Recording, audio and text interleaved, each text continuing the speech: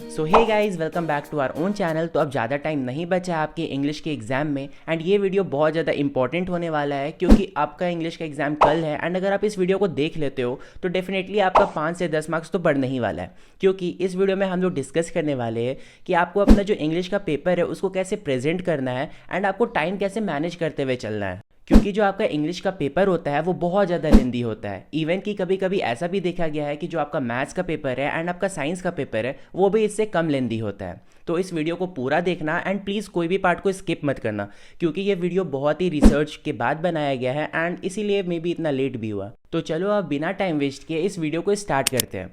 तो सबसे पहले जो आपको एग्जामिनेशन से पहले जो 15 मिनट मिलता है फॉर रीडिंग, तो उसमें आपको क्या करना है। तो देखो, आपको सबसे पहले तो अनसीन पैसेज का क्वेश्चंस को पढ़ना है, क्योंकि एक बार जब आप क्वेश्चंस पढ़ लेते हो तो आपको आइडिया मिल जाएगा कि आपका आंसर्स कैसा होना चाहिए। एंड जब आप पैसेज को पढ़ोगे तो आपको कुछ रिलेटेबल मिलेगा। मीन्स ये आपका थोड़ा टाइम बचाएगा, क्योंकि अगर आप पहले पैसेज पढ़ते हो देन फिर क्वेश्चन पढ़ते हो देन फिर आपको अगेन से पैसेज पढ़ना पड़ेगा उस क्वेश्चन के आंसर को ढूंढने के लिए। वहीं अगर आप पहले क्वेश्चन पढ़ते हो एंड देन फिर पैसेज पढ़ते हो तो ये आपके लिए बहुत ज़्यादा टाइम सेविंग एंड बेनिफिशियल होगा। फिर आप पैसेज के बाद बाकी क्वेश्चंस को भी देखो एंड पहले ये मार्क कर लो कि आप कौन सा अटेम्प्ट करने वाले हो। मीन्स कभी कभी बहुत बार ऐसा होता है कि आपको ऑप्शंस दिए जाते हैं, means attempt any 5 out of given 7 questions या फिर attempt any 6 out of 7 questions. तो आप उसको मार्क कर लो कि आप कौन सा अटेम्प्ट करने वाले हो, ताकि जब आप क्वेश्चंस के आंसर को लिख रहे हो तो वो एकदम फ्लो में जाए एंड आपको उस टाइम पे कन्फ्यूजन ना हो कि मेरे को कौन सा क्वेश्चन को लिखना है या फिर किसका आंसर देना है। नाउ अब हम आते हैं राइटिंग सेक्शन में। तो यहाँ पर राइटिंग सेक्शन मैं 2 पार्ट में डिवाइड करता हूँ। पहला है आपका क्लास 10 का, जिसमें होता है फॉर्मल लेटर 5 मार्क्स के, एनालिटिकल पैराग्राफ 5 मार्क्स के, जो कि आपको कंप्लीट करना है 15-15 मिनट में। एंड फिर उसके बाद आपको चले जाना है अपना 10 मार्क्स का ग्रामर में एंड उसके लिए आपको देना है 20 मिनट्स। एंड क्योंकि यहाँ पर क्लास 12 का कोई ग्रामर सेक्शन नहीं होता है तो वहाँ पर आपका होता है नोटिस, इन्विटेशन एंड रिप्लाई, जो कि कंपलसरी होता है। देन फिर आपको ऑप्शन रहता है या तो आप लेटर टू एडिटर लिख लो या फिर आप जॉब एप्लीकेशन लिख लो। एंड उसके बाद एक और रहता है कि या तो आप आर्टिकल लिख लो या फिर आप रिपोर्ट राइटिंग लिख लो। तो आपको नोटिस के लिए देने हैं 10 मिनट, इन्विटेशन एंड रिप्लाईज के लिए भी देना है आपको 10 मिनट, क्योंकि उतना ज़्यादा टाइम नहीं लगने वाला है। एंड लेटर टू एडिटर या फिर जॉब एप्लीकेशन में आपको 20 मिनट देना है एंड आर्टिकल एंड रिपोर्ट में भी सेम 20 मिनट। एंड ऐसे करके आपका जो पूरा राइटिंग सेक्शन है क्लास 12 का वो 1 घंटे में कंप्लीट हो जाना चाहिए।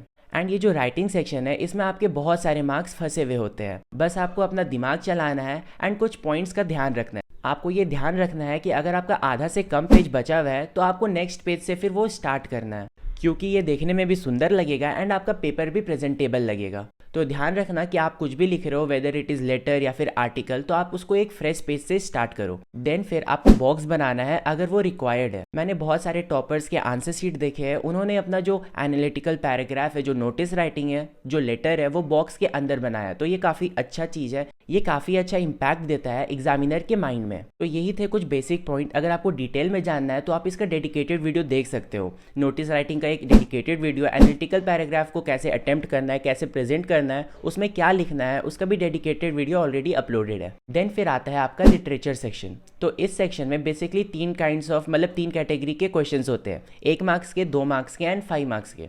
तो जो 1 मार्क्स का क्वेश्चन होता है तो उसमें तो आपको कुछ दिमाग नहीं लगाना, आप डायरेक्ट आंसर लिख सकते हो। ये ध्यान रखना कि जो आपका आंसर है वो एकदम करेक्ट हो, पॉइंट टू पॉइंट हो। बट यहाँ पर जो आपका 2 मार्क्स का एंड 5 मार्क्स का क्वेश्चन है उसमें आपको एक सीक्वेंस को फॉलो करना है एंड वो सीक्वेंस ये है, पहले आपको इंट्रोडक्शन लिखना है, देन फिर बॉडी लिखना है एंड देन फिर आपको कंक्लूजन लिखना है। तो सबसे पहले आपको इंट्रोडक्शन सेक्शन में जो अपना आंसर है उसको इंट्रोड्यूस करना है। वो कैसे, तो ये देखो, the following poem talks about, या फिर आप ये लिख सकते हो द फॉलोइंग पोएम या स्टोरी, जो भी नाम है, इज अबाउट, एंड देन फिर आपको उसका आंसर लिखना है।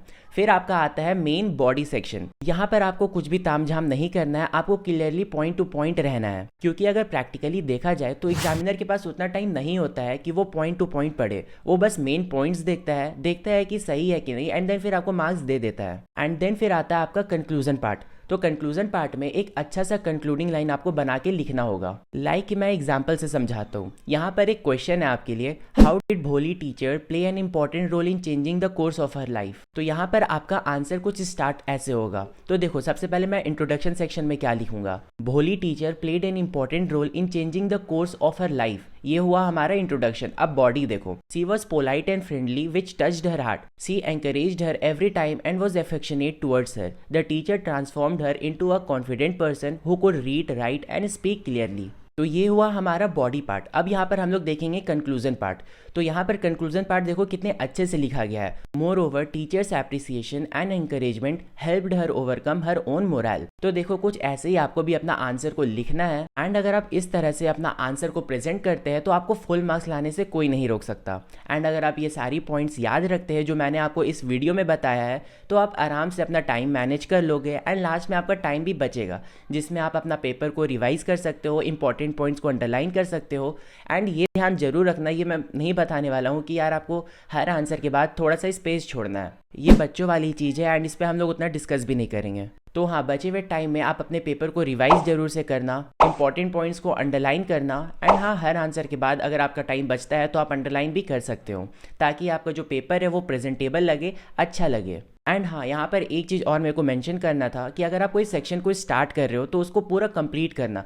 ये नहीं होना चाहिए कि सेक्शन ए का आप 2 क्वेश्चन अटेम्प्ट कर रहे हो, फिर सेक्शन 3 में आ गए, सेक्शन 3 का 5 क्वेश्चन कर रहे हो, फिर सेक्शन बी।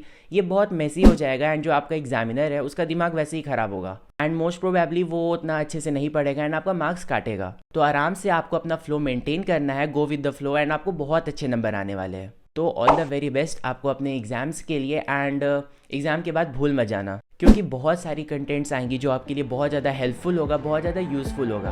तो मिलते हैं किसी अगले वीडियो में, तब तक के लिए bye bye, take care and हाँ, थैंक्स फॉर वॉचिंग।